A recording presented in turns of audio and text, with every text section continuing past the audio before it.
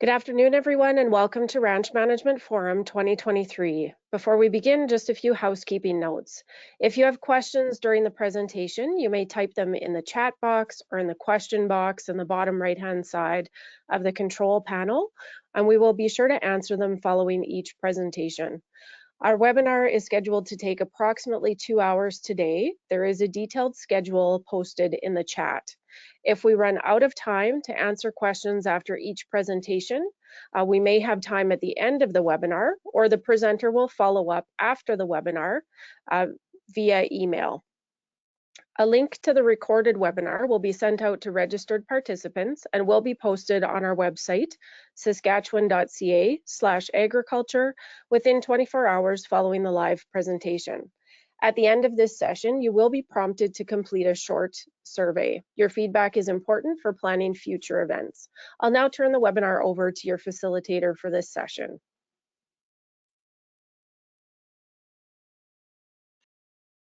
Good afternoon, everyone, and welcome to the final session of the Ranch Management Forum 2023, Tech Thursday. I'm Dwayne Summick, Livestock and Feed Extension Specialist with the Ministry of Agriculture based out of Kindersley, and I will be facilitating this afternoon's webinar. Today's webinar will focus on various technologies and how they can be applied in the beef and forage industries.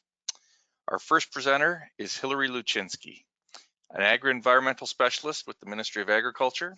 Hilary works with farmers and ranchers to implement environmental best management practices on their operations, such as converting marginal land to perennial forage, cross-fencing to better manage native prairie. Her experience includes grazing management, watershed management, conservation, marketing, and sales. Hilary has a Bachelor of Science in Agriculture from the University of Saskatchewan with a focus on environmental science and rangeland resources. At this time, I would like to turn the webinar over to Hilary. Go ahead. Awesome, thanks Dwayne. Can you see the correct screen there for you, or? Yes, we are viewing the correct screen. Awesome, okay, I will get things started. Thanks for that kind introduction. And thanks for the invitation to present today. I'm going to talk on a demonstration project we have going on that we're partnering with the Saskatchewan Forage Council on. And I'm really excited about it. So if you have any questions, throw it in the chat or reach out to me after, because I'd really like to talk to you about it. So the whole basis of this project is demonstrating 2 grazing management softwares and their applicability in Saskatchewan. So before we get started, just to get us talking a little bit, I'd be really interested if you throw in the chat if any of you already use some kind of digital record keeping software, and how do you do that, or if you are using some type of grazing management software, which one you use. So just throw that in the chat so I can see it later. I'm curious how many of you out there are doing this. And just a little joke for you Hereford people in the bottom corner there. To get us started talking about the rationale why we wanted to use this project or demonstrate these products in Saskatchewan is we know that good grazing has a whole bunch of benefits, right? It benefits our bottom line, has environmental benefits, that sort of thing. And we also know that with increased efficiency of our grazing resources, so using our resources in the best way possible, leads to the long-term sustainability of our stand.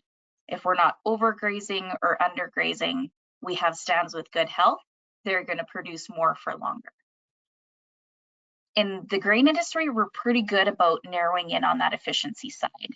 I think we could do a little bit better as cattlemen, and so that was kind of the point of why we wanted to do this. We're hoping that with keeping good records in a way that is easy to access and interpret, you can make informed management decisions about those grazing resources. As an overview, this demonstration project was funded through the Ministry of Agriculture's ADOPT program, or the Demonstration of Practices and Technologies.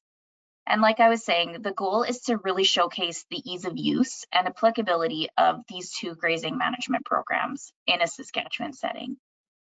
We use two programs, Maya Grazing and Pasture Map. And we're doing this over 2 grazing seasons. So we've completed our first year and we're just getting geared up for the next one. And we're partnering with 5 pasture groups across Saskatchewan. Last year, we had 4 of those groups using Pasture Map and 1 using Maya Grazing. So you'll be able to see that a little bit when we get into some of the results. And we really wanted to test both the mobile and the desktop version of these 2 apps and see how applicable they are in Saskatchewan. Specifically evaluating if there's overused areas and underused areas and really narrowing in the efficiency side. Because we were working with community pastures, or previous community pastures, I should say, there was a bonus that at the end of the year, they could export their data results right to Lands Branch to meet up with that reporting obligation through their lease agreement. Getting into some of our year 1 results, when we asked our participants why they wanted to take part in this demonstration, we heard that they were interested in the digital tracking of both animals and rainfall. It sounded easy and it would be really useful for future decision making. Obviously, it was recommended by us that they participate because we thought it would be a good fit. And then also to make those grazing reports at the end of the year more useful. In terms of overall usefulness and ease of use, we asked them 3 things: how easy the different features were to use, the different types of data that they were collecting, how useful they were, and then whether they thought they were going to use that data to make some kind of management decision at the end of the day. As you can see on this graph, 5 being really, really good and 1 being not at all, you can see that the ease of use and the usefulness of the different features and data types were pretty good. They thought they were pretty useful and pretty easy to use. But there was a real shift in when we asked them if they thought that they'd use that data for management changes. Lots of them were saying probably not really, right? Whether this is because they were, whether this was because there's only 1 year of data and it's really hard to make those management decisions off of 1 year of data, or because they didn't really understand how to analyze the data, we don't really know yet. So we're going to test that further here after year 2 and get kind of a feeling of what they think. In terms of the ease of use of the different features, so these are the different features available on both apps. So initial setup includes like putting in fence lines, water infrastructure, that sort of thing. Data entry with multiple users. Because these apps are on the cloud, you can actually have multiple people entering at the same time. So how easy was it for that feature to be used? How easy was it to access the data and then export that data at the end of the year? As you can see, the initial setup was a little bit harder. Theoretically, you'd only need to do that once. So we'll see how that rates next year. Data entry with multiple users, we often only had 1 person entering the data. So even though they said it was pretty good, I think this next year when we have more people entering the data, that number might shift a little bit. Accessing the data and exporting the data was pretty good. And I think with familiarity with the apps, that will increase next year as well. In terms of likelihood of using data, so we have the different data types across the bottom there that they were collecting, including AUMs, the forage grazed, recovery days, animal tracking, and tracking rainfall. And as you can see, they were all pretty close to equal. One thing that I noted was that the AUMs weren't very useful for them. They weren't likely to use that information for data or for decisions in the future. And the other thing was the recovery days. They really like that metric, which makes sense, right? When we're out in our fields and we're we're thinking about our management, that's the first thing we think about. How long has it been since those animals were in the pasture? One thing I'd like to note on this slide is that animal tracking, they gave it kind of like a 3.6 average. There is some room for improvement there, which I'll talk about in the next slide. Our one user that was tracking rainfall said it was very easy, very nice to have. What worked well? Well, we heard that keeping the records on the go was very useful, and reporting at the end of the year was awesome. Keeping track of those grazed and rested days was really important. The ability to enter the data right off their phone was really useful. And just seeing how long the animals were in the pasture for was useful for their record keeping. In terms of improvements, there was a little bit of difficulty in terms of moving individual animals in and out of herds, including bulls. So this is something to flag with the companies and see if there's maybe a better way of doing it, or if this just is a weak spot with those apps. The other thing was tracking herd and animal treatments. So again, let's say they were putting mineral out for one patron's herd. Being able to keep track of that in a way that was easy to add it up at the end of the year was challenging. Same thing with animal treatments. Let's say they were treating for foot rot. Keeping those records in one spot where it can easily be tallied up at the end of the year was a challenge.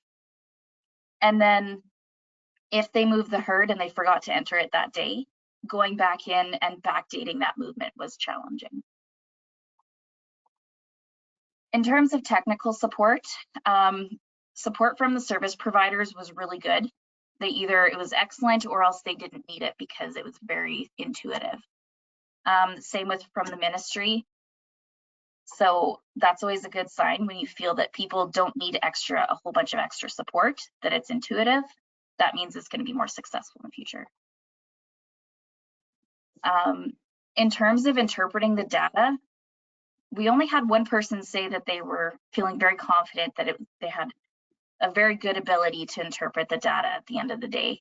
Most of them said okay. Again, whether that's because we only have 1 year of data or because there's further training needed, or they just haven't had the option to play around in those analytics tools on the apps, that's to be determined after year 2. In terms of the economics, it's under construction. I will say that in terms of the cost, it's very much based on how many animals you're grazing. So when we come back after year 2 and get to see what the actual cost is, that will obviously be a consideration for a lot of people. But again, grazing, the number of animals that you graze is going to really impact that. So I'd like to send out a special thank you to the Saskatchewan Forage Council for being our administrator on this one. Without their partnership, it wouldn't be possible. And then I'd also like to thank the ministry staff across the province that helped with this project. And stay tuned for year 2 results. I'd be happy to take questions now if there are any. Thank you, Hillary. And if you have questions for Hillary, please type them into the chat or the question box.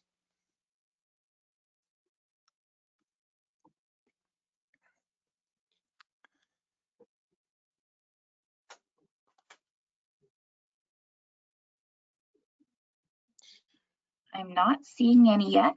Dwayne, maybe you could just, yeah. What we will do is we will let everybody know they can go ahead, and if they do have a question, go ahead and put it in there, and Hillary will either at the very end, we'll have a chance to come back and see if there's any questions.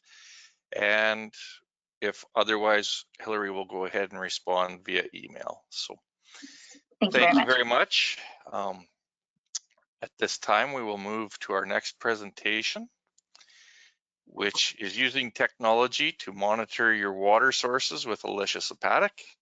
Alicia is the livestock and feed extension specialist in the Northeast out of Tisdale, and she works with industry partners to support producers providing information on technologies, livestock production, and water quality. She's been involved in the industry her entire life, from farming to working student research jobs, and now as a livestock and feed extension specialist for the last 9 years. Alicia has a Bachelor of Science in Agriculture from the University of Saskatchewan with a major in animal science. And when Alicia isn't at work, you'll find her at home with her husband and 2 very young, rambunctious boys. At this time, we will turn the webinar over to Alicia. Perfect. Thanks, Dwayne. Everything is coming through okay? Yes, it is. Perfect. All right, thank you. Welcome, everyone. Glad you could tune in here today. I'm going to be talking about technology, monitoring your water, and a project that we did basically exactly on this, testing out some different water monitoring systems. So a little bit of a background here. Of course, we know water quality is important for intake of water itself and for feed, absorption or use of other nutrients, and just general productivity and health of the animal. And I find I put this in here basically as a reminder that quality really does go hand in hand with quantity. We really have to have both, and I'll circle back to this at the end, but just as a reminder that things can be complicated when we have different quality aspects within the water, but the quality, the quantity side is ever so important. And I guess I pose this question as well. If you do want to type in the chat, I guess, same as what Hillary asked, what systems are you using? Is it a combination of direct access, or do you have specific tanks or systems that you're using? I'm just curious to hear that. They all obviously have their pros and cons to each, and I've listed just a few here on the slide. And one often that we find, we know that cattle prefer to use troughs and prefer to have pumped water as opposed to direct access, but it's not always possible. And depending on where you are, there's of course lots of potholes that they may drink along throughout the day as they move around pastures and things like that. But by and large, they do prefer drinking from these troughs, and that has an impact on their growth, on their productivity, and things like that. But the offsite or remote systems with these troughs and tanks, despite them being very beneficial, aren't always used, largely because of reliability. And so that's where we asked the question, I guess, how many times are you checking your water sources? We know it takes a lot of time, and that reliability aspect. So it turns out to producers driving out to the field multiple times a day to check the water source, which is important. Of course, we want to make sure that those livestock have access to water, but it's also, that's tying up a lot of valuable time that, of course, you have other things to manage on the farm. So the question we then asked was, can we use a simple hunting camera or some sort of technology to help us out here to reduce the time that we're accessing these water sources, basically just to see if it's full or not? So that's where our ADOPT project came out of. And ADOPT is Ag Demonstration of Practices and Technologies. And so we looked at trialing 2 different options here based on some work that was done in Alberta. We looked at basically multiplying that or duplicating it here, looking at summer and winter monitoring of these systems. So I'll just walk through what we did. Again, if you have questions or comments throughout, feel free to just type them in the chat box there. The first one was the low-tech. So this was a basic wiring system with a beacon light connected to a secondary float in the trough. So the light would flash when the trough didn't fill. And so of course you had to be able to see that, whether it was from the road. In our instance in this project, it was near the producer's yard, so he could access that light and be able to see it relatively well. The high-tech system we had was this game camera. So there's lots of different game cameras out there. This project was a few years ago now, so I'm sure there's different ones on the market as well. This was the particular one that we had used, the 5-point game camera. It was mounted on the water system so that we could see it. There was an app on our phone. You could also access it on their website, and we set it up to take pictures 3 times a day. And so those pictures would go right through the app, right to your phone. You would get a notification saying basically you have a new picture, and was set up that way. This did not require any extra cell packages or things like that. And actually in one of the areas we were using it, they didn't have great cell service. So we were a little bit concerned of what that would look like working through here, if it would actually work given the cell service that was there. So all we needed was the camera. It needed an SD card and some batteries, and we were good to go. And the batteries were, I believe, just AA. And we were quite pleased with how it performed in the wintertime as well. You know, we hit several minus 40 days, and those batteries lasted us, which was wonderful. So the results side of things, the low tech, it was simple, it was low cost. We had basically a diagram of how to set it up that I showed previous. Required a few minutes basically to wire it and get it set up on the tank. Of course, it had to be visible from the road, the house, or the yard that we were working with. And our producer partner did note that the light sometimes made it difficult to see in the daylight because it was an orange type of light. You know, in the daylight, it didn't flash as wildly as maybe some other lights could have. So this is just an image of what we had here. The light set up, again, just some simple wiring and set up in the tank there. You can see the lights. I'm not sure if you could see my cursor, but just up on the panel here, and his yard was just directly over here. So he could see that light relatively easily and know that the trough had filled. And so what we thought of afterwards, or what the producer said, you know, what would be really handy on this is to use 2 different colored lights on 2 floats, one for the trough if it filled, and one if it didn't fill. So we know sometimes that they can overflow as well. So that would be an important aspect that we were looking at there. For the high-tech side of things, we were able to get really good quality pictures 3 times a day. It was very cold tolerant, like I said. Those AA batteries, despite having multiple minus 40 days, we didn't have to change them. There was no disruption in service or things like that.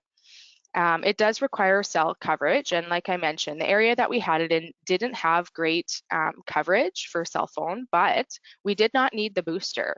I know in some instances I've talked to producers who have adapted this system. They do require a booster in their area, so that may be something to keep in mind if you do go this route. We use the free account with this game camera. I know there are other options that you would pay for, basically a subscription, that you would get more pictures a day. You could access video as well. So some of that may have changed over the years here, but for us, we felt that 3 pictures a day was sufficient to be able to say, yes, we got water here, or no, we don't, and we need to actually go out there to see what's going on. Again, it took a little bit of time to set up with the SD card and just the settings within the app, and that may be just user error on our part and just making sure that the tech was going properly. For us, we found when we would reset or change something in the settings, it would take 24 hours before it would come into effect. But at any rate, we did get it set up and sorted, and it worked very well. And so these were just the pictures from that game camera. So you can see the winter system on the left here that we had it set up with, and then on the right, the summer system that we had, and worked really well. Day and night pictures, snowstorms, things like that. We even caught our producer out there having a look at it. And oftentimes we would see the calves in there in the summertime, which was kind of neat to see, have them in there drinking. So for a summary on this project, basically it did decrease the time that we needed to go and check the water. The high tech was obviously a little bit better than the low tech in terms of you actually got pictures, which pictures say 1,000 words. And so sometimes, you know, having that is extra confidence. But the low tech system with that beacon light worked just as well. And if you're in a situation where you're able to just see that light from the road, if that's enough for you, then it may be a viable option for sure. It also increased our confidence in that water system. So we weren't having to go out there and test those systems, have a look at them, make sure everything's going on, and really enabled us to capture those benefits of the offsite water system.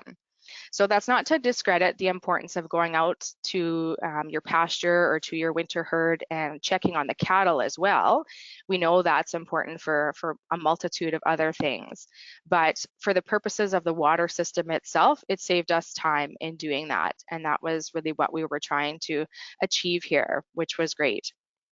Again, I'd like to thank our partners that we had, the Carrot River Valley Watershed Association at the time as our partnering group, and the producer partners, Morgan and Margaret Lay, and Jordan and Janelle Cole. And this was through the ADOPT program through the Growing Forward bilateral agreement. So if there's any questions on that in particular, feel free to put them into the chat box there, but I will circle back on the importance of water. Like I said, it affects a lot of things and it really is an essential nutrient.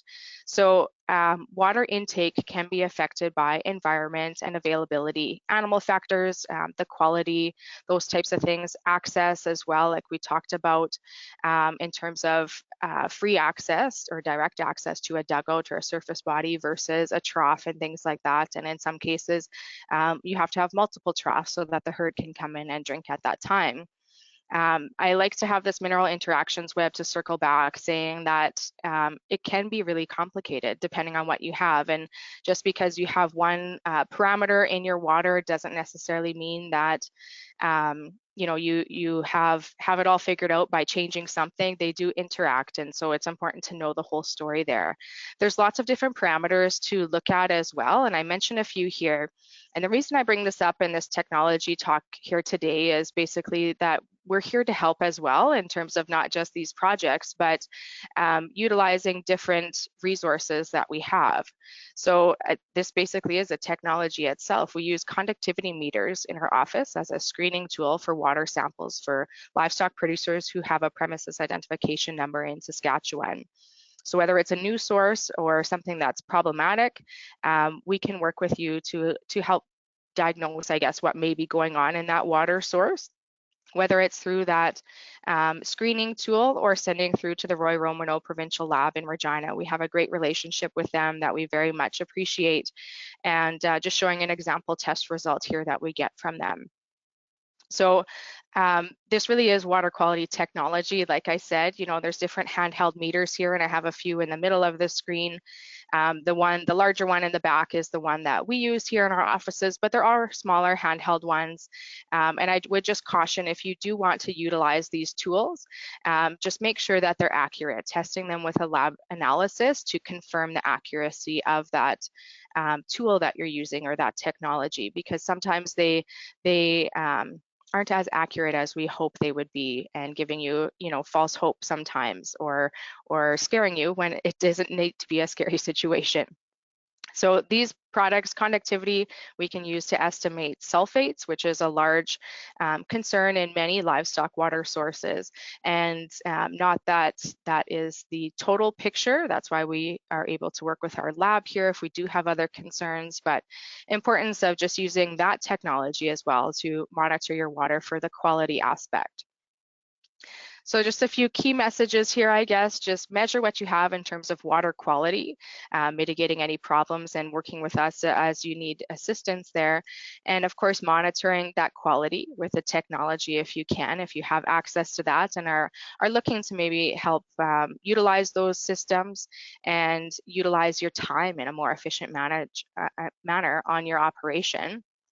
And everything that goes along with that. I do note just program announcements, I guess, with things coming up. Be sure to keep an eye on what programs may be coming in the future, and watch for algae in the summertime. A favorite topic of mine that I won't get into today, but a few contact information there for myself and our Agriculture Knowledge Center in Moose Jaw if you'd like to reach out on this topic. But as well, we do have specialists across the province who are more than happy to help you with any questions you may have related to livestock and feed. So I'll leave this slide up here for a moment as well, but I'd welcome any questions there may be.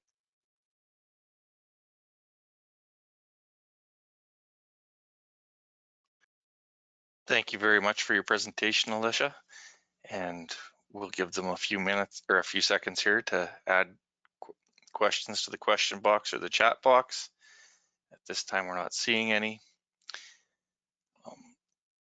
Is anyone typing in what type of system they're using, or if they are you utilizing different technologies to monitor your systems or sources already? Be interested to hear.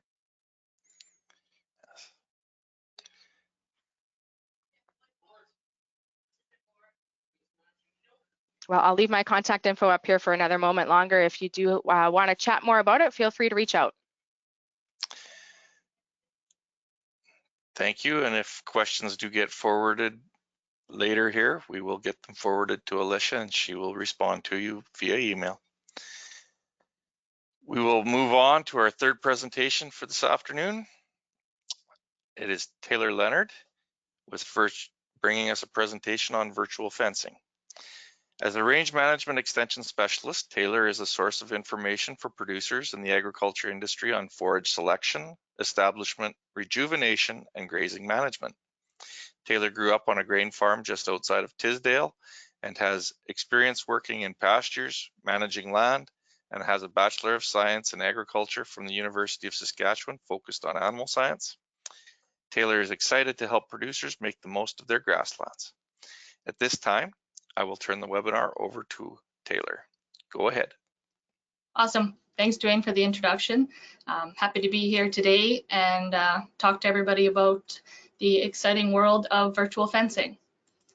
So, get started here. Just a quick overview of the presentation. So we're going to talk about what virtual fencing actually is, some of the companies that are currently using the technology, trials going on in Canada, some components of the virtual fencing systems, and then we'll dive into our actual project.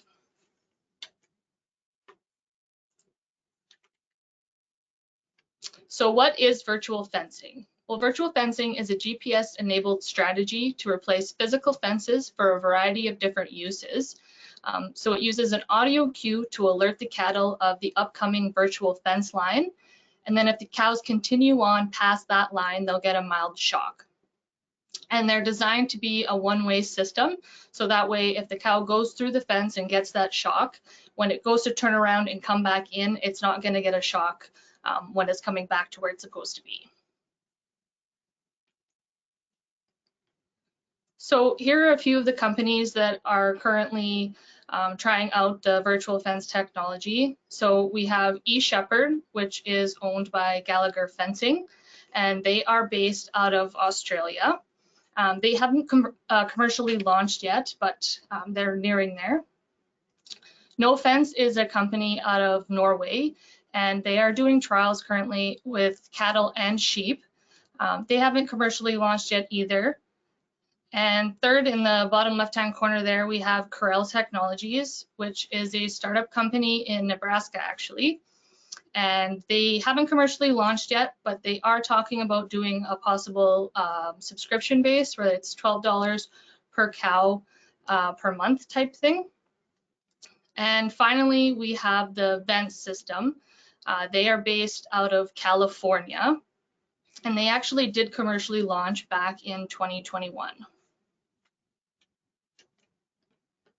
So some of the virtual fencing trials going on right now in Canada are BC, which they actually created their own collars in response to the wildfires that they had a couple years ago and trying to rebuild the millions of miles of fence that they lost. They were only able to create about 15 just because of sourcing issues with COVID and everything. Olds College is also trying the no fence technology. They actually did a webinar here about a month ago, so you should be able to find some more information on that one itself on their website. So there are three basic components with most of the virtual fencing systems. You have the actual software itself, the base station, and then the device that attaches to the cow, better known as the collar. So this here just shows a picture of a cow wearing the Vents virtual fencing system collar. As you can see here, it's basically just like a typical dog collar that buckles onto their neck there, and then they're free to roam around within their virtual paddock. So with the collars, you want to put them on prior to sending them out to the pasture for the year. There are some companies that will use a solar powered battery, where others will just use an actual battery. They last anywhere from 6 to 8 months, just depending on how much it's communicating back and forth with the base station and sending signals to your software. And so In that case, they should be replaced every season just so you don't have any kind of interruptions halfway through and dealing with cows running on the loose. Some companies use a lease system for their technology just because they say that it's advancing so quickly that they don't want to sell something and have it obsolete in a year or two. Where others will use a subscription-based approach, and they'll sell the actual collars and then just charge you per month, per year type thing. So this is a picture of BETSY's base station here. It's in one of their pastures in Montana, actually. So as you can see here, they tried to pick kind of one of the highest points in their pasture. There's a solar panel on top here that's powering it and giving it or allowing it to send signals. So the base station itself acts as the middleman between the collars and the software. So that can be attached to an existing power source. And if one isn't available, then you can purchase a solar panel for an additional cost. The BETSY system itself uses LoRaWAN technology, which is basically just radio frequencies. And so that's a low power, high range system that allows multiple users to use the system at the same time, which is pretty key. So here's a look at some of the different software overlays. As you can see, they all kind of follow the same general concept where you just lay out your virtual fence over top of the satellite imagery. So you can see the eShepherd here just has that little kind of faint white line. That's where they chose to put their fence over that field. The no fence here actually shows each individual animal within the paddock. All those little white dots are them grazing within their paddock there. And the vent system on the bottom here, that little red line is actually the buffer zone between where they're going to get that audio cue, and then eventually when they pass that, they're going to get that shock.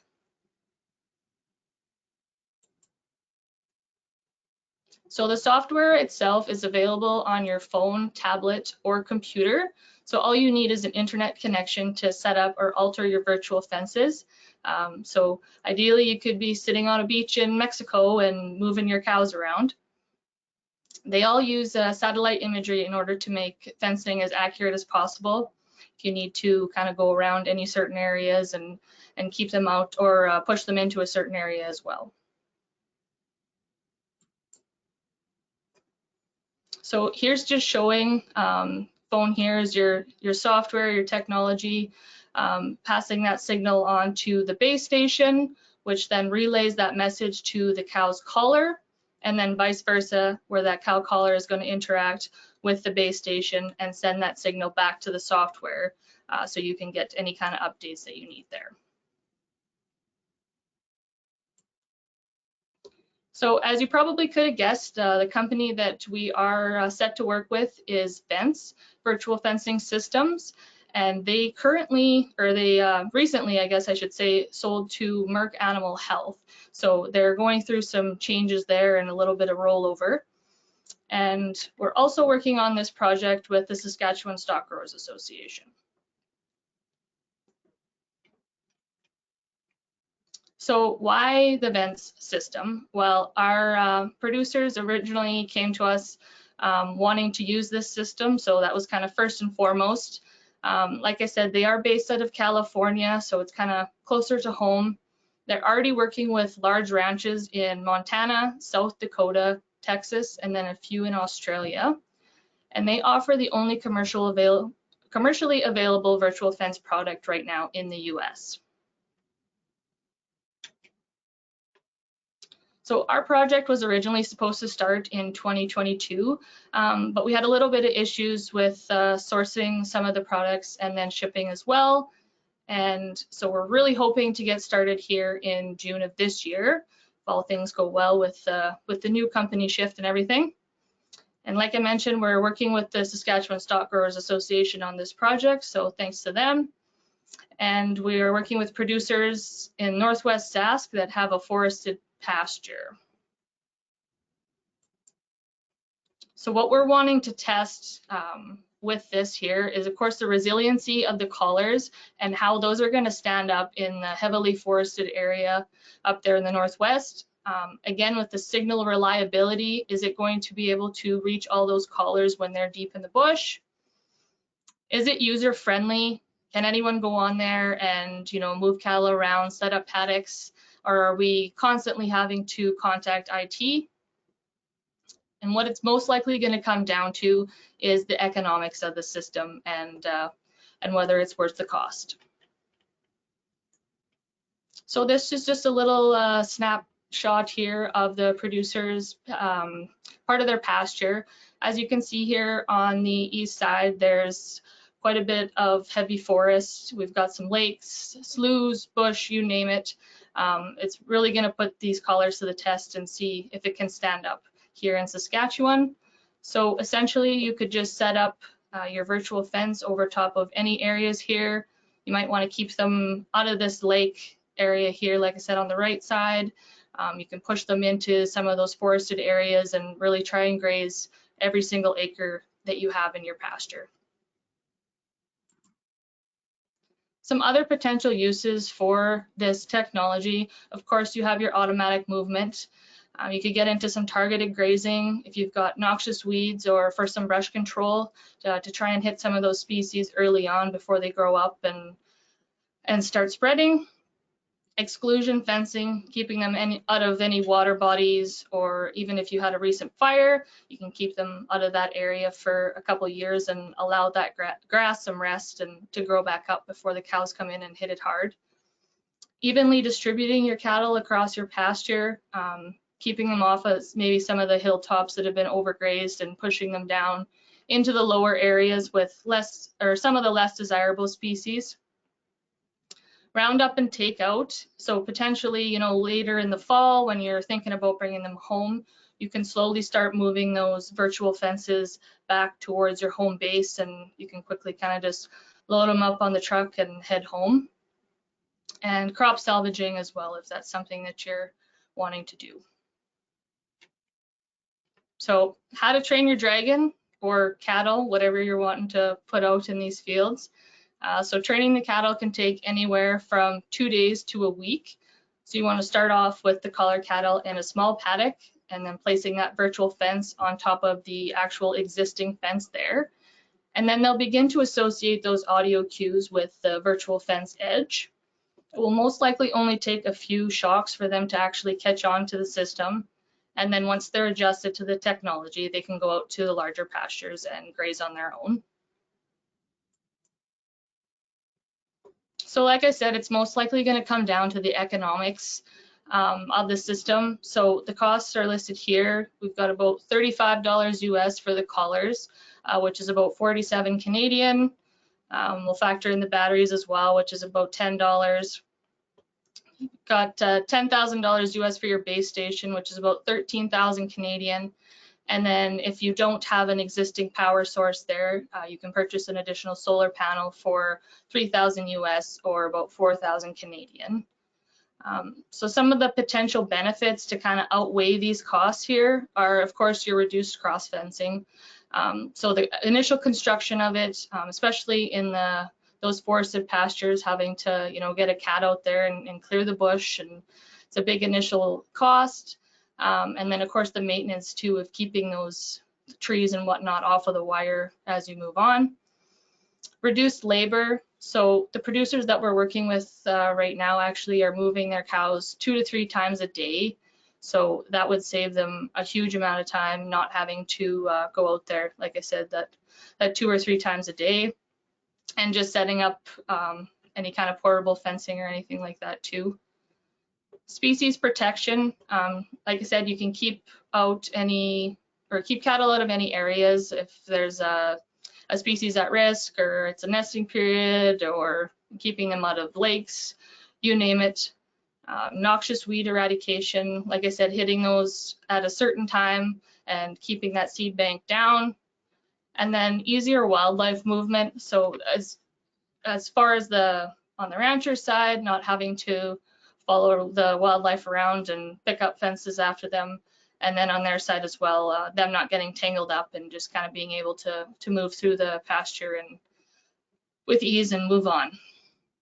One thing I should mention too is SaskTel is considering putting up some of those LoRaWAN receivers on their existing cell towers.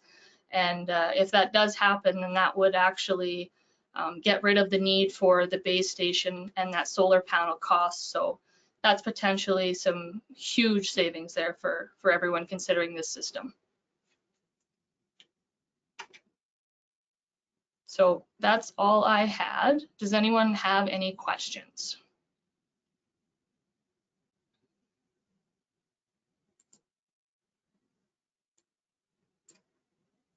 So we'll give a few seconds here for questions to come into the chat. I will also give a heads up to Alicia that there will be a question for her. So if she can get ready to pop back on, we'd appreciate that too. So in terms of virtual fencing, we're still at its infancy, but are producers excited about the potential to not have physical fence to actually have to go maintain? Yeah, I think that's huge. It would be a new world, that's for sure.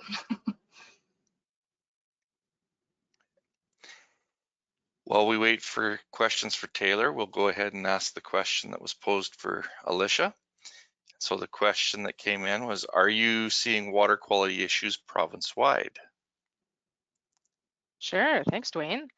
Yeah, great question. I'd say that depends, and depends on a multitude of things. It depends on what type of species you have and what you may have in your home herd or flock, things like that, and what you're using for a water source.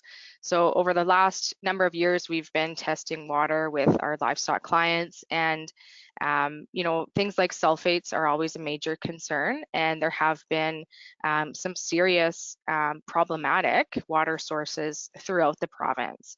And it really depends on a number of things. So wells, we know, are typically a little bit more stable than what our surface water would be. That doesn't mean that they're totally exempt from any problems, but typically a little bit more stable throughout the time period, as opposed to our surface water sources like dugouts. Depending on where they start within their water quality snapshot or result, they can evaporate, and with lots of animals drinking from that source, depending on the evaporation rate, if you're not getting any recharge into that in terms of runoff or rainfall throughout the year, those parameters can really concentrate in the water and can become more problematic as the summer would go on. And so depending on where you are in that route, for sure, there can be some potential problems. So we have seen some various problems as well related to things like nitrate in the water, salts, and different things as well. So the important aspect, I guess, that I'd like to relay is, if you haven't tested your water for quality, please do so. That would be a great place to start to establish the baseline on your operation and determining if there are any concerns in that water source or water body. And if there are some things that are maybe borderline, especially in surface sources, that would be something to continue to watch, especially throughout the summer. Animals are drinking lots, you know, like I said, that evaporation, things like that. So yeah, we have seen some concerning water tests throughout the province, not necessarily tied to area, but you know, it can vary greatly, and each water body is vastly different, or can be. So that's why it's very important to test your water and not just rely on your neighbor's water test results across the road. Okay, thank you. I'm gonna phrase the question a little different now. Are there areas of the province where it's more likely that they're to have problematic levels in their water? In areas, especially if we're talking surface water sources that have little recharge or like runoff, things like that going into it, whether it's runoff or rainfall, yeah, we can definitely see some more concentration of those parameters in the water, whether it's sulfates or other things. And so those areas, given the last number of years here, dry years, those areas have seen some significant increase in problematic water sources. But again, testing there is really important because you don't know if you don't test, and you're able to manage that a little bit closer too. Where I'm located up in Tisdale, we're fairly fortunate. We're kind of a different world when it comes to the province, I guess, in a sense of moisture. And so not as of concern, but that's not to say we haven't had situations where there have been very poor quality water sources for livestock as well. So again, important to test.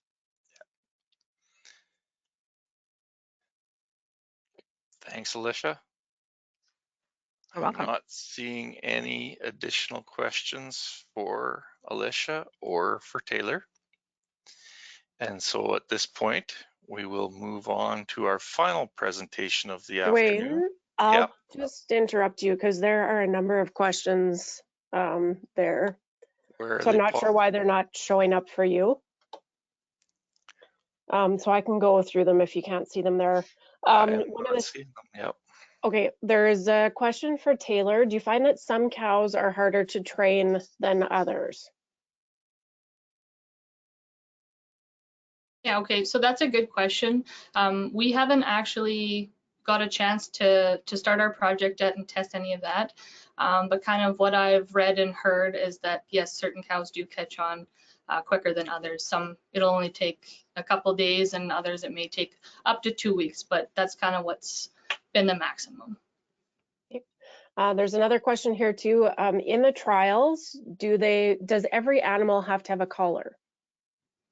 So I guess when we start, we are going to put a collar on every cow, but it would be very interesting to see kind of in the future if there is a threshold for number of cows that you have to put a collar on, whether it's just 10 of your lead cows and you can get away with that, the rest of the herd will kind of just follow them, or yeah, good question. Okay, and there's one last one here. You mentioned that there would be certain areas in the province where you're gonna do that project. Are there any other areas that you would be interested in studying, and when will the results be released? Yeah, so going forward, I think we would be open to kind of working anywhere in Saskatchewan. As far as I'm aware, we're kind of the only ones here so far.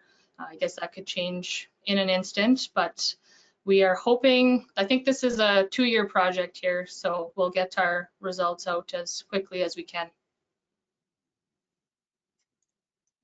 And there's one more question here that goes back to Alicia, if you're still on. And it's in regards to that initial question about the water quality issues province-wide. And the producer just notes here that they've seen a lot of sloughs go bad after coming out of the wet years into the dry years. And it seems that certain water sources are staying okay. So just wondering if some of those are maybe spring-fed. So do you have any comments on that? Yeah, for sure. The type of water body is really important to know. So if something is spring fed, they're likely getting, some recharge going in there, just in terms of a different magnitude. And so those ones are always going to be maybe a little bit freshened up, as opposed to something that is just a pothole or a dugout, just a hole in the ground type aspect. And so those ones that don't get that recharge or freshening, those parameters can continue to concentrate in the water body and make them extremely more problematic. The other thing to think about there too, depending on the time of year, how hot it is outside. If livestock are out there drinking and it's 30 degrees for a week, they're drinking lots. And so on a normal cool day, they may not be putting themselves into a toxic scenario based on their consumption. But if it's hot, they're drinking lots, they're taking in more of that. And so if there are certain things like sulfates in that water body, they could be putting themselves into a toxic scenario, especially on those hot days. The other thing to think about with different water bodies like that, like I said, testing obviously is important, but throughout the winter time, depending on how much ice and snow you have on that water body and the runoff that may be coming into it, the ice itself can sometimes gather up some of the parameters or minerals in that water, and there in itself can melt back in and things like that, but sometimes too that they are tied up there for a period of time. So the important time to test those water bodies would be after any snow melt, runoff, things like that, because that'll give you what that recharged source would look like for the spring and establish that baseline for you. I'm not sure if there's another aspect to that question, Jen, that I missed, but hopefully that answers it. I think that's okay. And I don't see any other questions in here now, Dwayne, so we can go ahead and move on to our next presenter. Thank you. Our final presentation this afternoon will be from One Cup AI. And so Jeff Schmigelski will be joining us to present. He's the Chief Technology Officer, and along with Mocha, the Chief Executive Officer, the two are the driving forces behind One Cup AI, where BETSY, your artificial intelligence ranch hand, was born. Using computer vision and artificial intelligence, they have created an AI system that identifies, tracks, and monitors your livestock while you're away from the farm. The vision behind One Cup AI is that we can be the eyes of the rancher when they are away, alerting you to things that need to be tended to, giving you that extra hand. With the end user in mind, they have developed BETSY to be easy to install and use, so you can begin right away. At this time, we're going to turn the webinar over to Jeff. Thank you, Dwayne. Dwayne, can you see me and the presentation? I can see you and I can see your presentation. Awesome, we are good to go then. Well, everyone, thank you for having us. We are thrilled to be here. I am the CTO of One Cup AI, and over here I head up a team of roughly 20 people to build what we think is the next generation of ways to manage your animals. Our AI is BETSY, and AI means artificial intelligence, not the AI that you're probably familiar with.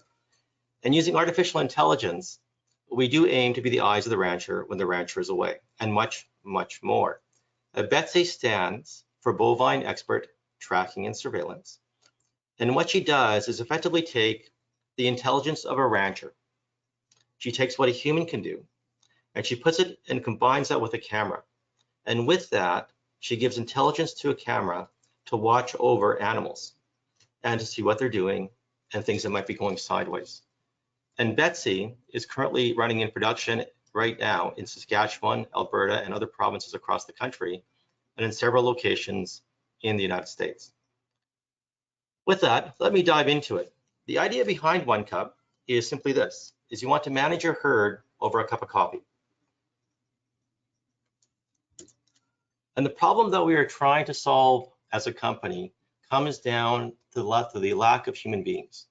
Today, it is estimated that there is a shortfall of 60,000 workers, qualified workers in the agriculture industry. It is forecast that will triple in the next 3 years. This is clearly going in the wrong direction. When there are not enough humans or qualified people to look after the animals, things can go sideways. One of those is early calf fatalities and early cow fatalities. In the United States, we know they have a population of roughly 112 million head, with 34 million births per year. Unfortunately, they also suffer from just almost 4 million early fatalities, of which 2.5 are calves. The economics of that is they lose roughly 4 billion per year, and these are US numbers. If you average it out, that equates to almost 10,000 animals dying every day, with the majority of them happening around calving season, where animals will, if they're going to pass away, will often pass away in the first 3 weeks. If you had computer vision there to alert you when there was a problem, for example, a calf is in breach or something is going wrong with the animal's delivery, you could intervene in time to save it. For example, let's say the bag is over the head. And using computer vision, we can see that and alert ranchers in these emergency situations. Another good example is predators. If a calf is being stalked by wolves or coyotes, again, a rancher can be alerted. So we use computer vision to be the eyes of the rancher. We call the solution BETSY. And BETSY basically is a series of cameras that look a lot like this one right here. This is one of our cameras that we deploy. This camera retails for only a couple $100. It spins and pivots and can be used to watch the animals 24/7. The beauty of these cameras is they can actually easily withstand the Saskatchewan winters. We've tried these. We have several hundred of these now deployed. As we deploy them, we connect these cameras to base stations at ranches using Wi-Fi gear, much like this one. So from a hardware point of view, we basically deploy cameras and Wi-Fi gear that has incredible range at a ranch, and then connect that to an ISP or internet provider, and then process that information in the cloud. And that's how we deploy BETSY. We have a series of cameras and Wi-Fi gear, and then the intelligence comes from what comes off the cameras. And if you're curious, when we process the footage off the cameras, we both do video and images at the same time. When BETSY sees those images and those videos coming off the cameras, this is literally what she sees. She sees a series of boxes, which we call bounding boxes, and she cuts the animals up into parts, which we call limb tracking. And that is shown here on the left-hand side. On the right-hand side, we also place key points, or dots, that track the eyes, nostrils, joints, tail, and spine, and other aspects of the animal to determine things like gait or lameness. And this allows us to do what is called temporal or time series classification. Now in the middle, we also can read and tell who the animal is. This is really quite important. We can identify the animal through mainly 3 ways right now. The most common way is to read the drop tag, where we can actually read the drop tag with a high degree of accuracy, well around 96%. We can also create what is known as face ID for animals. Much like your phone can identify who you are, we can visually tell who an animal is by their appearance. And we can do this from the side, the back, and the front. We presented a paper actually at EAP with Lakeland College back in September, showing that we can do this with 96 to 98% accuracy. And finally, we have a product in beta testing at several locations to read the RFID and tie that into the cameras. Regardless, we can tell who the animal is, and that allows us to track it even if it walks away, and track them with individual fidelity at the herd level. If I may show you a quick video of what that means, and I do apologize if this is a bit choppy, here we see what a human would see. And as BETSY scans around a herd, she draws these bounding boxes to see the tail, the knees, the hooves, the head, and of course the drop tag. Once she sees this information, she then uses this to basically read the drop tag and determine what is called face ID, or we call it, it's really body ID. And body ID, I'll show you here, looks a lot like this. In this case here, this shows this is not a thermal camera. This is just a normal camera. But this red section shows what makes this animal unique given the herd. In this case, BETSY is 94.9% confident that this animal is who she says she is at 202E. Once we have the ID of the animal, we then assign that ID to all the parts of the animal. So we know who owns each tail, which hoof, which head, and so forth. And this is important as we track the animal over time. That way, if we determine an animal is sick, we can tell you who it is. Likewise, we read the drop tag here, and you can see as soon as we read the drop tags, we believe we are now the best in the world at this, where we can read these from a fair distance with an incredible high degree of accuracy. When we trained our AI to read the drop tags, we trained it on over 100,000 images. And the drop tag acts like ground truth. We use that to validate or verify who we think is behind the visual ID. We then, of course, place dots on the animal, and these dots here, this is an older version of our technology, but it gives you the basic idea, gives us the stature of the animal. We can see, for example, if an animal is limping. We can examine its gait. We can use it to determine if the tail is being extended. We can see if the ears are being drooped. And in doing so, we can basically identify and classify the animals at scale. And here we're actually tracking even, for example, the angles between those points. Showing here that the angles between the ears, for example, are 173. And we do this all the time. And we're doing this at scale today at 1 cup. This here is Betsy's brain. If you actually look under the hood, Betsy isn't just one artificial intelligence. She actually is a series of roughly 24 linked together into a pipeline. And we basically combine AIs, much like you would combine Lego. The first layer of our AI sees the animals. The second layer cuts it up into boxes. The third one draws dots. And the fourth one runs the ID. The one that really matters, though, to ranchers and producers and feedlots and our research partners is what we classify at the end, and that's level 4 here. And you can see, for example, that the green box shows us tracking things related to nutrition and drinking. For example, we can tell when an animal is drinking and eating and count and determine how often that is occurring, or suckling.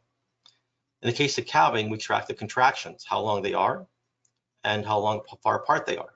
We see if the animal's coming out in delivery, when it's being delivered, if it's in breech. And more importantly, if it's getting its colostrum in the first 6 hours. In the case of activity, we can determine if the animal is walking way more often than its colleagues or not at all. We are currently working on estrus, and we expect to release that in Q2 of this year, where we can tell when an animal is ready to be bred, again, using only computer vision, replacing the need for hardware and humans to do so. And finally, we're also working with the CAA, the Canadian Angus Association, to score phenotypes for their Angus herds, their purebreds. This currently is in research where we're working with Codgel and Miles over at the CAA. And oh, by the way, a fun note, with the CAA, you probably heard they released their calving app for their producers. We actually wrote that for them. We built that technology and they deployed it. In addition, we're looking at tracking other things like body conditioning score, animals scratching, and of course, predicting lameness. We can do this at incredible speeds, This pipeline in front of you that you're looking at today, we are running this right now at 5,000 frames per second, 5,000. This thing is flying. And in doing so, we can do a whole bunch of things, much more than just tell if the animal is sick. For example, our first use case that we're deploying right now is a smart calving cam to notify our rancher when a problem needs their immediate attention. So if, for example, if we see the animal is in distress, we send them a text and or an email and soon call them to indicate that there is a problem. This happens all automatically. We can tell how often an animal is eating and for how long. We can tell as a result also who's more aggressive and less aggressive in a herd. We will be rolling out estrus and mating, I say in Q2, that's the plan, and lameness detection around that time as well. We can tell when an animal is suckling, or when it's getting its colostrum or not. And of course, we also are working with doing some growth tracking as well. So we do these things and much more using only computer vision. And in being so, we are basically the intelligence of a rancher and put onto a camera. And what the rancher sees is something like this. This is part of our user portal. And here you can see what Betsy sees at the dairy farm. I believe this is Lakeland College. Let me show you what that actually looks like. When a rancher logs into the system, we take and organize the videos into 1-hour videos.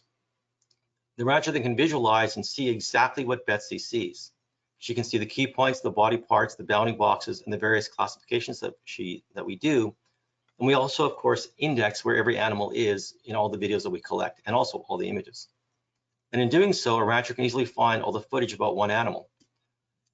There are many uses for this. For example, if they want to see when a predator walks into the yard, we can show them where that occurs and what time, and where on which camera, and show which predator it was. In the case of security on the ranches, we can tell when vehicles drive in, the make of the vehicle, the model of the vehicle, and we can even see the humans, although we don't classify who they are or what they're doing yet. We can even, if we wanted to, but we have not rolled it out, in theory, it's possible to even read the license plates of vehicles, but we have not deployed that, and that's, of course, subject to privacy laws. But it doesn't change the fact that we can see everything using these cameras and can share this information at scale for ranches.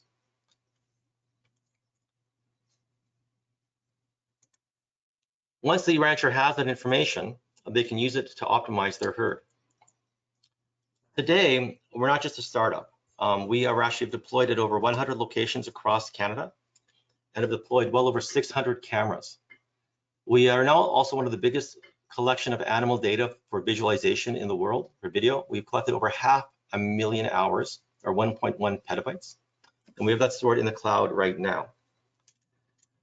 We're not just watching cattle either. We are watching everything from sheep to bison to elk to goats and even pigs. We have cameras at the Prairie Swine Center, at Lakeland College, where we have roughly 30 or 40. We have about 50 over at Olds College. And we even have cameras, of course, at the University of Saskatchewan, all collecting information that we're processing at the speeds I described. What's really amazing about this is that we can actually do this at such a phenomenal scale and quite cheaply. Here, what I'll show you is actually the metrics coming off our system. In fact, let me show you a live example of this. And over the last few hours, we've been processing on average in the last 6 hours about 200,000 animals per hour, or animal images per hour. Per day,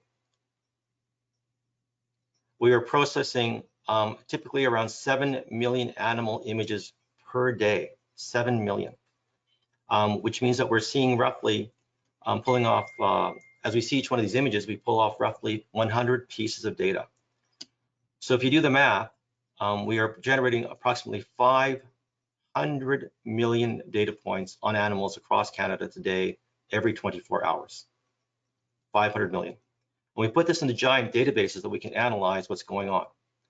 And we can tell you a phenomenal amount of information at the ranch level, at the individual level, and also at a national level.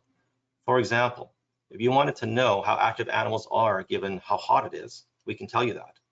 If you want to know how active an animal is after it eats or drinks, we can tell you that. We can tell you how often an animal is drinking, how often animals are eating. We can tell you how often the animals are impacted by, let's say, different feeds or humidity or elevation.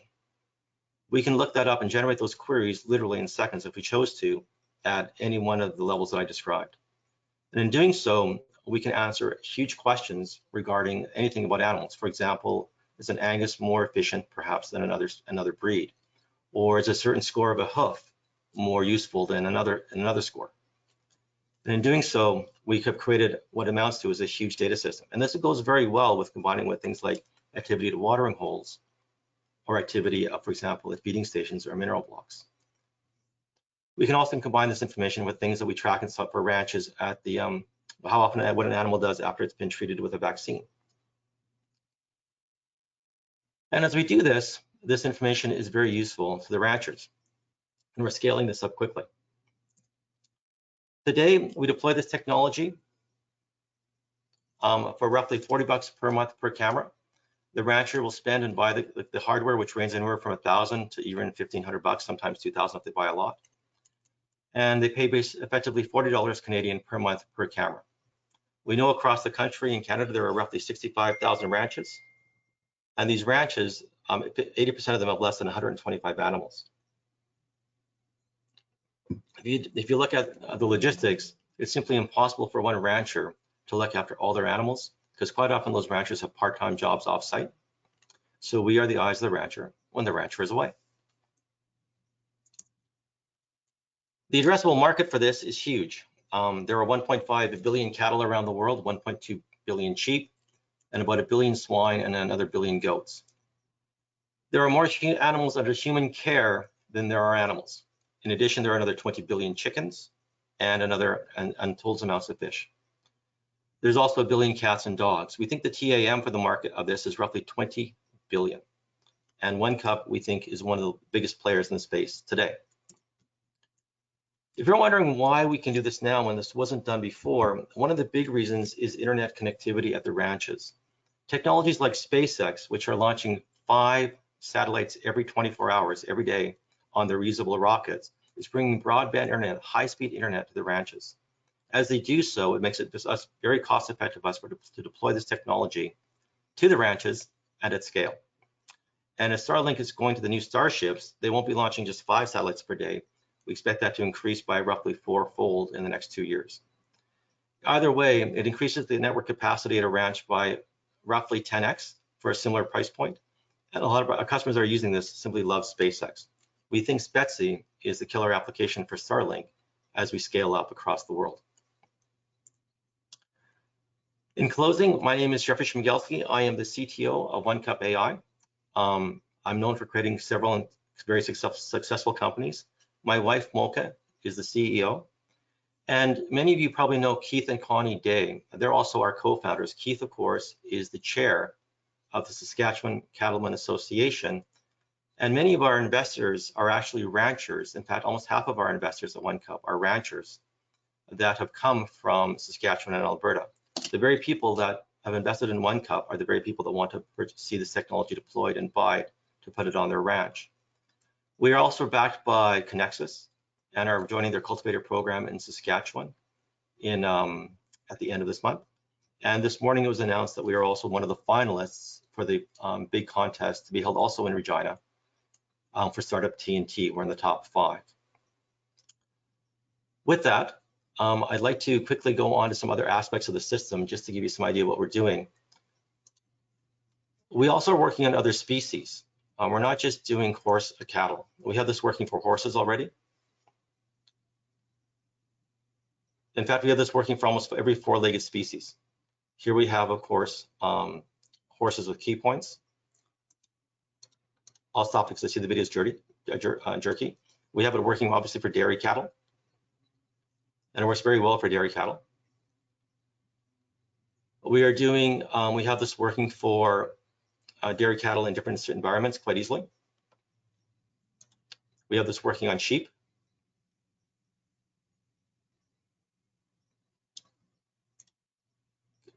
This is some of our work with swine. We're working works quite well with swine. We're looking for crushing, by the way, with swine. And we are doing just basically every other species you can think of. Here we can track, for example, the suckling of swine, piglets. And we can even work in tough situations here where we have a lot of obstructions between us and the animals. Our AIs can see through the bars quite easily. We have an elk site doing elk, for example. And of course, we have bison. We began preliminary tests with chickens, with dogs, of course, which we're quite far along with, and also chickens as well, right here. Our technology also works with drones. Here's us monitoring a bison herd from drone footage. This is from Lakeland College.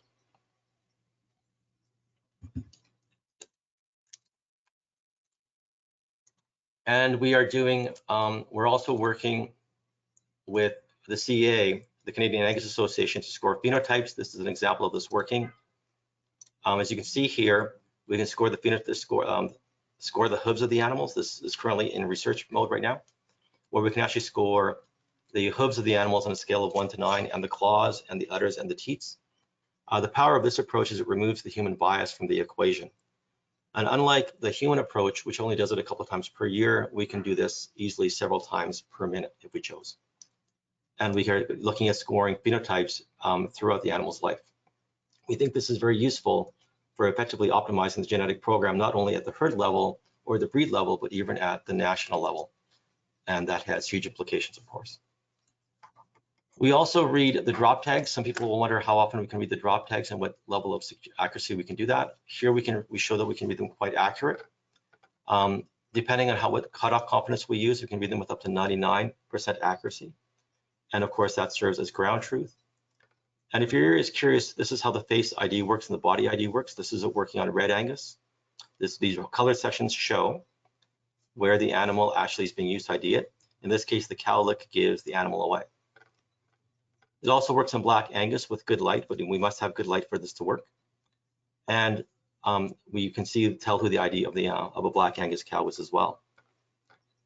If you're curious, we can also see ID the animal from other aspects. Here we're looking at a dairy cow, and we can ID the animal given different parts of the body. Here we're using now different parts of the body, the head in 2 locations, and the side or the rump. And we can even do this with night vision in certain cases. Well, no, not all cases, but in certain cases. Here's how we actually identify if animals are walking. Here's us using, again, the heat maps or the activation map to show the animal. Betsy's looking at the legs. And here we can see that Betsy is actually looking, for example, at the body as it lies down in the pasture. And of course, we can also track when the animal is drinking and how often that is drinking. So we do these sorts of things, and we test and train our AI on it.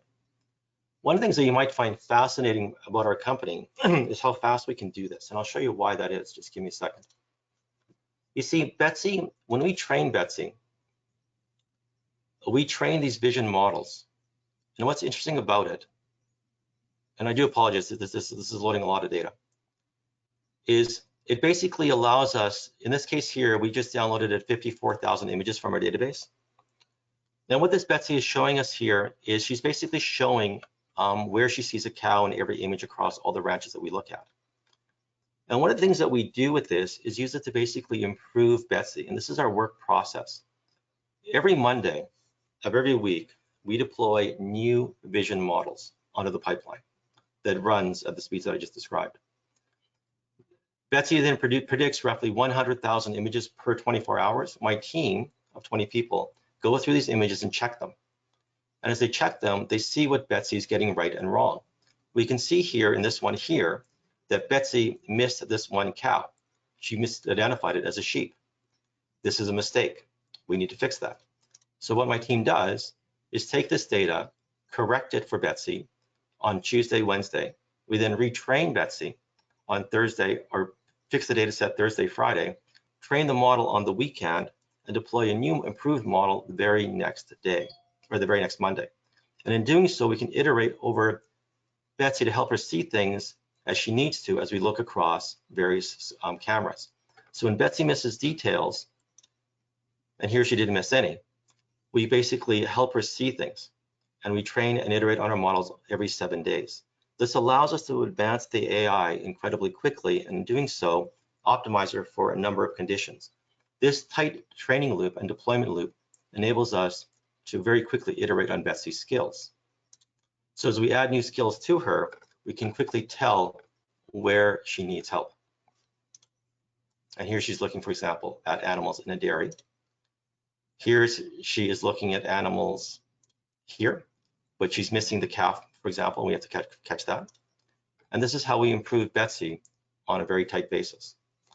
And the things that we're adding to BETSY, I'll give you an example of this, is this is example, for example, how we see contractions in an animal. We look at the spine and the tail, and we can, as you know, when an animal is having a contraction, we can see that they tend to form a relatively parallel line. And there's different ways for us to measure that. Here we're showing the dots, and we use that to compute if the animal's got a contraction. When we see a contraction happening, we then notify our rancher. We also can tell if an animal is suckling. Here's some of our suckling classifiers running. And we can do this now with a high degree of accuracy and tell when an animal is getting its colostrum or its milk from its mother. And when we do this, some people ask, well, how do you actually notify customers? And the way that we do that is we actually send out notifications that look a lot like this. On the left, you see here the notifications being shown in the user portal. And on the right is what you would actually see on a cell phone. So every 60 seconds, we're analyzing the images coming off the cameras. And then a few seconds later, we analyze it. And in doing so, we notify a rancher if we think there's an issue like a contraction occurring. Ranchers love this. And if you're curious, we can actually process an hour of footage in roughly 1 to 2 minutes, or approximately 100 seconds. This is why we can, by doing 5,000 frames per second, we can tear through videos pretty quickly. So this is what BETSY is today. And she's, like I say, rolling out to ranches across the country. One of the neat things about BETSY is this. You guys might find this interesting. See, our AIs are so advanced that they're actually generalizing now over species. I may show you here. BETSY, by the way, is being trained on both real data and synthetic data, and she was trained to see a cow. This is part of our synthetic cows here in the corner, where we use artificial cows to train BETSY to simulate edge conditions. But we trained BETSY to see a bobcat and the dog and a fox. But we never trained BETSY to see a pandas or an elephant or a rabbit. But yet she's able to do so. She's able to place those points on the body of where they should be, and then track all the things that we want to track, for example, like limping. So BETSY is now generalizing to many species, and we can now run her on everything from alpacas to zebras. So BETSY is quite fascinating that way. If you're curious about how we actually train BETSY as well on the synthetic side, let me just show you here. We create training sets both in in using real data from cameras, but also using synthetic data. Here's our work with German Shepherds. And here we're showing that we can actually place key points accurately using high-end game engines to help us build training sets. And this is some of our work with dogs. And in doing so, we can classify and create more training data in a matter of days than it would take humans to do in a matter of months. And this also accelerates our ability to rapidly scale and evolve BETSY into a smarter AI. So in summary, OneCup is a company of 20 people. We have collected over 500,000 hours of video footage. We have deployed hundreds of cameras, and we are generating roughly 500 million points of data every 24 hours across the 7 million animals that we observe every single day. We are quickly adding and expanding and improving BETSY skills on a 7-day turnaround, using both real data, human checking, and also synthetic data. We are tracking everything from calving to activity to eating, soon to be phenotypes for people like the Canadian Angus Association, and launching shortly with estrus in the next quarter. We have cameras everywhere, from Lakeland College to Olds College to ranches and farms across the country and also North America, and are quickly looking at deploying cameras across the world, including the Serengeti, actually. We think that our AI, we work with both Google and NVIDIA as well. I haven't gotten into that, but to help optimize and improve BETSY. And that is basically who we are. My name is Jeffrey. I represent OneCup AI, and I am at time. Thank you. I'd like to open the floor to questions. Thank you, Jeff. First question. Seems like a hugely beneficial technology, and I can see how we could be using it today as we calve. But there is the problem of those that are against livestock agriculture using this against us through taking adverse livestock scenarios out of context. Seeing that the footage is stored in the cloud, what is the likelihood of it getting hacked and used against us? Well, to be fair, no system is 100%. The weakest point in any system actually is usually sometimes the humans. But on the technology side, we have gone through incredible lengths to make your data secure. Not only, and we do that on several fronts, the cameras that we deploy, let's say one of these, I'll just grab a smaller one here. These cameras that we deploy are not normal. They have a special firmware on them. The cameras that we deploy encrypt the video footage before it even leaves the camera. So if someone was to intercept your signal between the camera and the cloud, they would see gibberish. The cameras encrypt the data at the camera level before it gets to the cloud. Inside the cloud, once it is there, we actually have what is called fine-grained access control, which means that only you have access to your data. The API that we use that talks to your web browser is crazy secure, where that only you can, it basically has insecurity built at the very query level so that only you can see your data and only you. In addition, if you have something occur that you want removed, you have the power to delete the footage from the cloud. So if something adverse has to be deleted that you don't want being public, you can certainly go up to the cloud and remove it. You are also welcome to unplug the cameras if you need to at any point, if you don't have time, if you don't want to go up and delete it in the cloud. But generally speaking, no, we basically lock the data down out securely and we transmit it in encryption. So we think it is pretty rock solid. We also, of course, are running many programs to track for people trying to hack our system. And we will soon be adding two-factor authentication, which only means only you can log in with a code from your mobile phone. So yeah, we take it very, very seriously that your data is rock solid. So while it's not 100% guarantee, you have taken many measures to make it as secure as possible. Yeah, well, the biggest challenge we actually find as humans, if there was a ranch hand, for example, that took footage of something, we can't prevent that from happening. Yeah. Okay, next question. How many of these systems are currently being used in an outdoor range environment? What's the tie-in to the RFID tags if it can read the dangle tags? Okay, so right now we have roughly 100 locations using this. We deployed roughly 600 cameras. With the exception of the dairy animals and the swine animals, they are all outdoor. They are all outdoor. Though we do have cameras in barns, and I don't have the exact number, but the vast majority are outdoors. We can read the dangle or the drop tag with a high degree of accuracy, really high actually.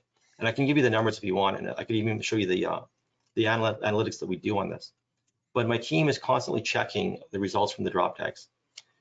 When we read a drop tag, it comes with what is called a confidence score. So when Betsy reads the drop tag, not only does she read it, she also knows how accurately she has read it. And then we don't accept any confidence below 85% for an accurate read. So we know that the drop tags, when you do that, the accuracy score is at least 96%. Now, what we have as well is a panel that we put inside of chutes that transmits the RFID tag read from the panel using a small edge compute device into the cloud at the same time. We have 3 of these deployed currently, 1 at a sheep site and 2 at cattle sites. And what they do is they synchronize to the cameras. So when the animal walks through the chute and the camera takes a picture of the animal, we see who the animal is and we see who the RFID tag was. And this also gives us the RFID tag with the drop tag and also the face ID. So now we have 3 different pieces of information tied into the animal. Once we have the RFID tag tied into the ID of the animal visually, we don't have to change it ever again unless you change it. And that's how we're reading it, but that's not released into the market yet. That's still under testing. All right, any more questions? Please enter into the chat or into the question box. Thank you very much for those questions at this time. Just scrolling back to make sure I haven't missed. Okay. Well, very, very interesting work, Jeff. There you can see how there's lots of applications, and a lot of it has to come from the fact that you listen to producers who came to you with, here's our problem, and you said, I think we can figure something out to deal with that. Well, actually, that's how the company began. We were sitting around Saskatchewan with some family ranchers, because my wife is married to a ranching family, and there was over marshmallows and s'mores. They're saying the problems that they were having 3 years ago, and we took that away and saw if it was possible to use computer vision to help identify animals. From there, the company grew, and we brought on about a dozen beta sites to help us identify what needed to be seen on animals. And we also brought on another 6 professionals in the ranching industry to help us identify everything from calving to mating to you name it, to explain what BETSY needs to see. And since then, as we deploy BETSY in bigger and bigger, more and more production, our customers are telling us what they want to hear and see in the product as we scale it up. So yeah, we take the feedback from our customers and the domain experts in the industry with a high degree of importance to let us know what they need to see in this app to provide the most value. Thank you again, Jeff. At this time, I'd like to thank everyone for joining us for the final session of the Ranch Management Forum 2023. A very special thanks to Hillary, Alicia, Taylor, and Jeff for putting together and sharing their presentations. This wraps up the virtual offering of Ranch Management Forum. If you have missed any of the sessions, be sure to check your inbox for links to the recorded webinars, or you may check out the Saskatchewan.ca website. If anyone has further questions regarding any of these topics or other agriculture related questions, please contact your nearest Saskatchewan Agriculture Regional Office or call the Agriculture Knowledge Center at 1-866-457-2377. Or you can visit our website at saskatchewan.ca/agriculture. Thanks again for joining us today, and have a great afternoon.